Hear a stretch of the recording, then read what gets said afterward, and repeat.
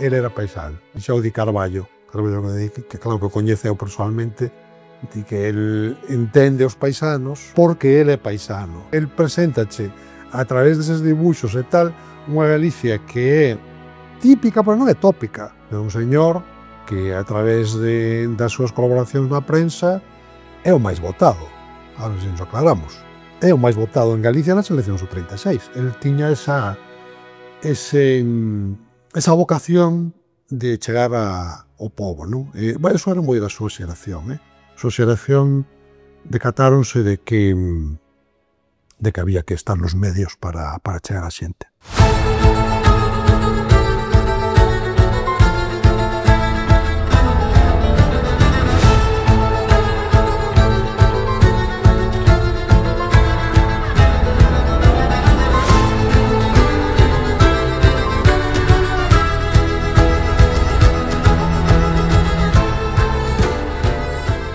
Neste 2025 celebramos o 75 aniversario da morte de Daniel Alfonso Rodríguez Castelao, intelectual, artista, escritor e político.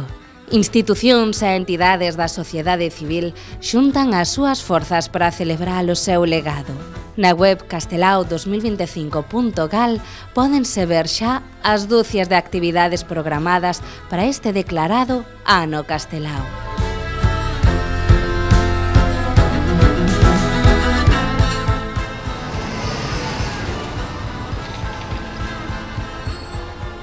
Eu que fui a chaviña porque o local é cheste.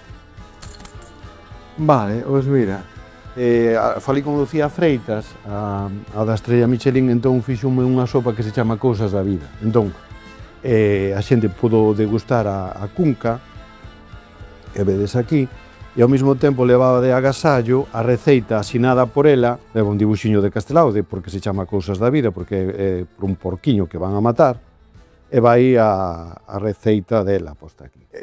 O que nos pareceu ben é que calquera actividade que se faga dedicada a él e que sexa xuntar e que nos convoquemos todos e que recoñezamos que lle debemos moito, cada un coa súa perspectiva, coa súa ideoloxía, pois é un lugar que non nos que podamos ver. Eu uso a veces a metáfora que me interesa, que é unha metáfora laica, que eu creo que os galegos sempre nos vemos todos na feira. Os galegos sempre nos vimos no adro da igrexa. Despois a igrexa vai o que quere. Despois un enterra ou non enterra, rezalle a San Antón, ou rezalle a San Pedro, ou rezalle a San Xoán.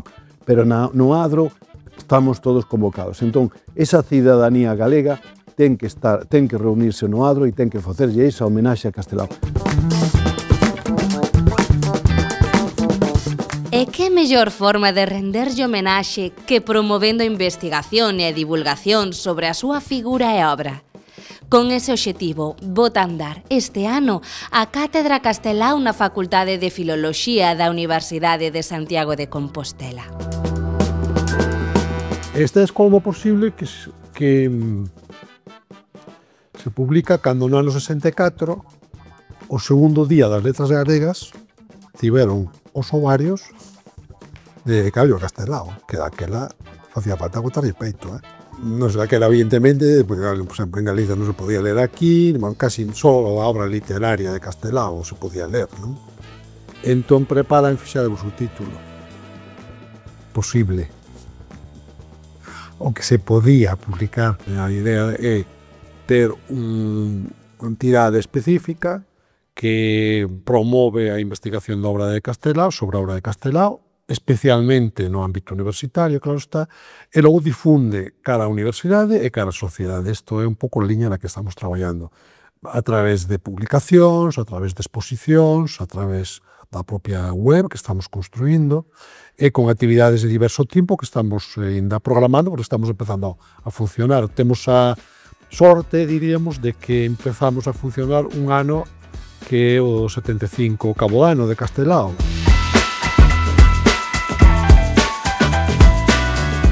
Toda actividade sabe a pouco, tendo diante unha das figuras máis influentes da Galiza contemporánea. Esta reproducción facsímil, que é un texto que escribiu o Xío Novoneira, protestando cando trouxeron os restos de Castelao. Ela colleu un sobre, como vedes aquí, abriu un polo cousa e escribiu un texto para ler na prensa, para mandalo dicindo que pues, Castelao tiña que ser tratado de outra maneira ou protestando contra ese traslado que lles pareceu mal. Eu creo que Castelao na universidade, nas investigacións, nas teses, foi abordado e ainda ten que ser máis abordado. Creo que todo o mundo ten acceso á obra de Castelao. Os libros están nas bibliotecas públicas, temos unha rede ampla de bibliotecas, pódese mercar as súas obras a uns precios asequibles. O que nos falta é ese apoio audiovisual. Creo que as novas linguaxes teñen que apostar por esas figuras importantes da historia de Galicia. A televisión de Galicia, as radios, as outras televisións, teñen que ter produción propia. Temos que facer cousas nosas das que nos sentimos orgullosos para que os cidadáns amen a esas persoas, para que saiban a importancia que tiveron, o que lles debemos. Que desde a cátedra podes facer un pouco, porque a cátedra ten os recursos que ten, non? Pero sí que se necesita levar máis a súa figura e a súa obra a sectores sociais máis amplos. E tamén é verdade que Castelao require aínda un traballo de investigación que a estas alturas parece que deberá estar feito e non está feito. Non temos, por exemplo, un catálogo completo da súa obra artística. Non temos unha publicación completa do seu traballo como humorista gráfico, por exemplo, na prensa da época. En fin, creo que incluso na biografía, ainda que hai o grandísimo traballo de Miguel Anxo Seixas, falta tamén cousas por estudar, por interpretar, é dicir, que ainda hai bastante traballo que facer, tanto na parte de investigación como na parte de divulgación. E Castelao, como ten moitos recursos, como é un home que estuvo sempre cos excluídos, como foi un defensor de Galicia, alguén sempre encontra algo para querelo. A mellor proba deso é que o pobo galego escolluno como símbolo de Galicia. É desa persona que foi recoñecida polo povo como un símbolo, como Rosalía. Eso non te podes presentar, non te podes postular, senón que ten que ser a xente que te quere ou non te quere. Entón, Castelao foi querido polo pobo galego e douselle a máxima consideración que lle pode dar un pobo a un dos seus fillos, que é ser símbolo de Galicia. Por eso, creo que xa está na cúspide ou nese panteón de galegos e galegas ilustres onde entran os grandes da cultura e da ciencia galega. Por iso, 75 anos despois da súa morte, o maior desexo é que o pobo galego continúe enamorando de Castelao.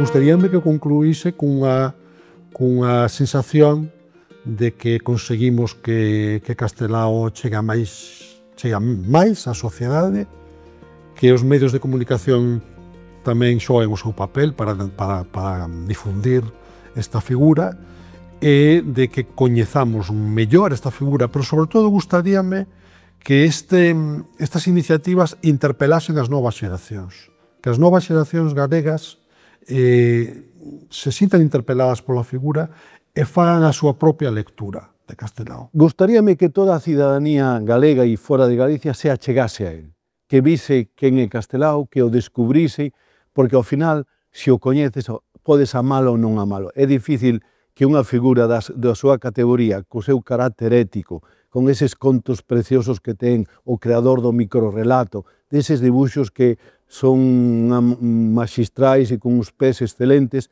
pois é raro que unha vez que te achegues a ele e o coñezas, xa non o queiras. Entón, eu creo que a cidadanía, se se achegará a Castelao, acabará sendo enamorándose del. Dicía Castelao que os vellos non deben enamorarse, pero creo que todos os galegos teñen que enamorarse de Castelao. Ele ia sair a chispa de dentro da alma, non? Porque xa ves, cando era estudante xa era super célebre. Coas caricaturas dos profes e dos compañeiros. E logo na tuna tocaba, cantaba, é actor. Bueno, tamén na primeira película que se fixo. É dicir, que o talento debía sair do fondo da alma. Era moi simpático, porque, a ver, só hai que ler un humor gráfico. Porque é a chispa que ten. Golpe de estado de Primo de Rivera. Entón, fala de todo o mundo, e ti estás cos de agora ou estás cos de antes? Saca unha viñeta na prensa dos paisanos: ti estás cos de agora ou estás cos de antes? Eu estou cos de dispois. Son as ocurrencias absolutamente xeniais.